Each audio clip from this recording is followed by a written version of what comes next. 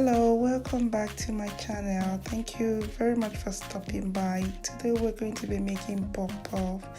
We have everything ready, our warm water over there, our yeast, and we have sugar. So this is the first stage of the puff puff, where we're going to mix the sugar, the yeast, and the warm water. At this stage we mix everything. Yes guys, we mix everything together. When it comes to puff puff, I don't really do recipes. I just put I look at the quantity of my flour and I just know exactly what yeast to put in. So it's not like I'm going to be like saying 2 spoons, teaspoons. No, I just look at the quantity of my flour and I'm like, all right, you know what, I'm going to put this amount of yeast or that amount of yeast. So I don't go by measurements. So sorry guys, I don't go by measurement. So we mix everything and then we cover the yeast and keep it for 5 minutes so that it should rise up. And so we'll come back when everything is ready. So there we go, we have our flour, we have our sugar. We're just going to put our sugar in there, just a little amount of sugar depending on how sweet you want it. Then we have a pinch of salt, and yes, I normally don't use vanilla, but because I don't have nutmeg at home, I decided to use vanilla, and it's just for flavor. Some people actually choose to put it, some don't want to put it. Yes guys, that's what I did earlier. That's a mixture of yeast, sugar, and warm water, so it's actually gone up. So we're just going to put it in. We put everything in, and yes, again, this with the puff puff, some people use their hands to do it, but I just decided to use a spoon today because I don't want to get it all messy all over the place. Then now you start adding little bit of water. You don't put so much water at the beginning. You just have water that you put bit by bit by bit, so that you don't make your puff puff too soft by putting too much water, or you make it too hard by putting less water. If that makes sense. Okay, so now I have put it depending on the consistency. I'm still going to put little bit drop of water when I have mixed. And another thing, you need to mix your puff puff really well. If you don't get your puff puff mixed properly, you're going to fry it, then later on you realize that in the middle of the puff puff you have flour which you did not actually mix the dough properly. So guys, please make sure you mix your puff puff really well. That's even if you're using your hands to mix it or you're using a spoon, you make sure you get it all mixed properly. Like, if not, you get your hands in it. So you keep adding water as per required. However you see your dough, if you think your dough is not sufficient enough, like it's not soft enough just the way you want it, you keep adding water and keep mixing it just how you want it. And please guys, remember that I meant to be doing this with my hands, but I just wanted to use a spoon. So I keep adding the water, and at this point I am like convinced this is how I want it to be. It's light enough. Some people could go lighter, like the consistency. Some people could do it a bit lighter, but I think I've gotten to my end. I think this is enough. It's really nice and soft enough for me. So at this stage, I'm just going to prepare the dough to cover. So I'm going to like cover it for say 2 hours. Yes, you need to give it time to rise. 2 hours, you need to give the yeast time to rise. So I'm going to cover it for 2 hours. Some people do cover it and put it in the oven just because it's a bit warmer in the oven. Some people put it in the oven to rise up there, but I'm just going to cover it and just stand it here and give it 2 hours for it to rise. Then I can fry it.